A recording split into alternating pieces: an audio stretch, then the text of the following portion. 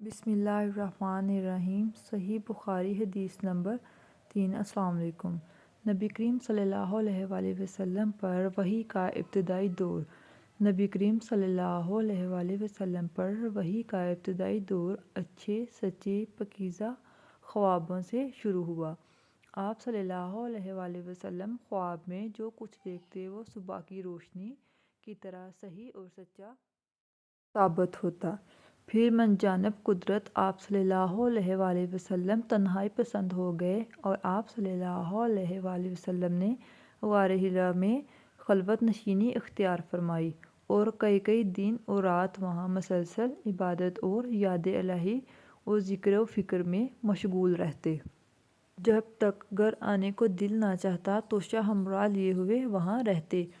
توشہ ختم ہونے پر ہی اہلیہ محترمہ حضرت خدیجہ رضی اللہ تعالیٰ عنہا کے پاس تشریف لاتے اور کچھ توشہ ہمراہ لے کر وہاں جا کر خلوت گزین ہو جاتے۔ یہی طریقہ جاری رہا یہاں تک کہ آپ صلی اللہ علیہ وآلہ وسلم پر حق منکشف ہو گیا اور آپ صلی اللہ علیہ وآلہ وسلم غار حرا میں قیام پذیر تھے کہ اچانک جبرائیل علیہ السلام آپ صلی اللہ علیہ وآلہ وسلم کے پاس حاضر ہوئے اور کہنے لگے کہ اے محمد پڑھو۔ آپ صلی اللہ علیہ وآلہ وسلم فرماتے ہیں کہ میں نے کہا میں پڑھنا نہیں جانتا۔ آپ صلی اللہ علیہ وآلہ وسلم فرماتے ہیں کہ فرشتے نے مجھے پکڑ کر اتنی زور سے بھینچا کہ میری طاقت جواب دے گئی، پھر مجھے چھوڑ کر کہا کہ پڑھو۔ میں نے پھر وہی جواب دیا کہ میں پڑھا ہوا نہیں ہوں۔ پھر اس فرشتے نے مجھ کو نہایت ہی زور سے بھینچا کہ مجھ کو سخت تکلیف محسوس ہوئی، پھر اس نے کہا پڑھ۔ میں نے کہا میں پڑھا ہوا نہیں ہوں۔ فرشتے نے تیسری بار مجھ کو پکڑا اور تیسری مرتبہ پھر مجھ کو بھینچا، پھر مجھے چھوڑ دیا اور کہنے لگا کہ پڑھو اپنے رب کے نام کی مدد سے جس نے پیدا کیا اور انسان کو خون کی پھٹکی سے بنایا، پڑھو اور آپ کا رب بہت ہی مہربانیاں کرنے والا ہے۔ بس یہی آیتیں آپ صلی اللہ علیہ وآلہ وسلم جبرائیل علیہ السلام سے سن کر اس حال میں غار حرا سے واپس ہوئے۔ آپ صلی اللہ علیہ وآلہ وسلم کا دل اس انوکھے واقعے سے کانپ رہا تھا۔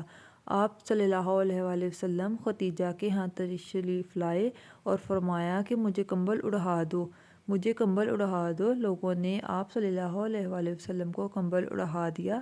جب آپ صلی اللہ علیہ وآلہ وسلم کا ڈر جاتا رہا تو آپ صلی اللہ علیہ وآلہ وسلم نے اپنی زوجہ محترمہ خدیجہ رضی اللہ تعالیٰ عنہا کو تفصیل کے ساتھ یہ واقعہ سنایا اور فرمانے لگے کہ مجھ کو اب اپنی جان کا خوف ہو گیا ہے۔ آپ صلی اللہ علیہ وآلہ وسلم کی اہلیہ محترمہ خدیجہ رضی اللہ تعالیٰ عنہا نے آپ صلی اللہ علیہ وآلہ وسلم کی ڈھارس بندھائی اور کہا کہ آپ کا خیال صحیح نہیں ہے، اللہ کی قسم آپ کو اللہ کبھی رسوا نہیں کرے گا۔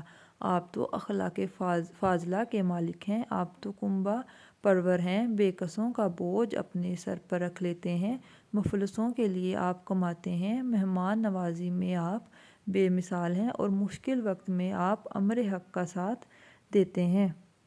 ایسے اوصاف حسنہ والا انسان یوں بے وقت ذلت و خواری کی موت نہیں پا سکتا۔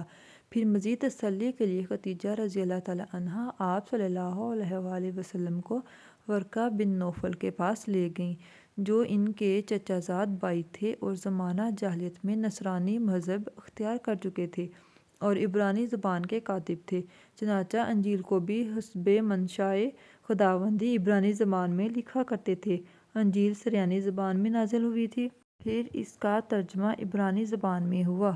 ورقہ اسی کو لکھتے تھے۔ وہ بہت بوڑھے ہو گئے تھے، یہاں تک کہ ان کی بینائی بھی رخصت ہو چکی تھی۔ خدیجہ رضی اللہ تعالیٰ عنہا نے ان کے سامنے آپ صلی اللہ علیہ وسلم کے حالات بیان کیے اور کہا کہ اے چچا زاد بھائی، اپنے بھتیجے محمد صلی اللہ علیہ وآلہ وسلم کی زبانی ذرا ان کی کیفیت سن لیجیے۔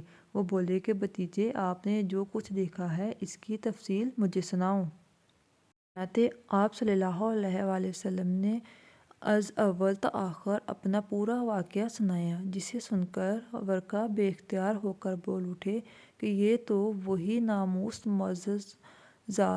معزز رازدان فرشتہ ہے جسے اللہ نے موسیٰ علیہ السلام پر وحی دے کر بھیجا تھا۔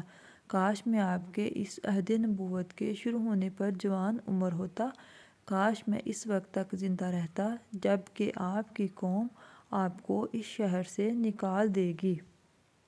رسول اللہ صلی اللہ علیہ وآلہ وسلم نے یہ سن کر تعجب سے پوچھا کہ کیا وہ لوگ مجھ کو نکال دیں گے، حالانکہ میں تو ان میں صادق و امین مقبول ہوں۔ ورقہ بولا، ہاں یہ سب کچھ سچ ہے، مگر جو شخص بھی آپ کی طرح امر حق لے کر آیا لوگ اس کے دشمن ہی ہو گئے ہیں۔ اگر مجھے آپ کی نبوت کا وہ زمانہ مل جائے تو میں آپ کی پوری مدد کروں گا۔ مگر ورقہ کچھ دنوں کے بعد انتقال کر گئے، پھر کچھ عرصہ تک وحی کی آمد موقوف رہی۔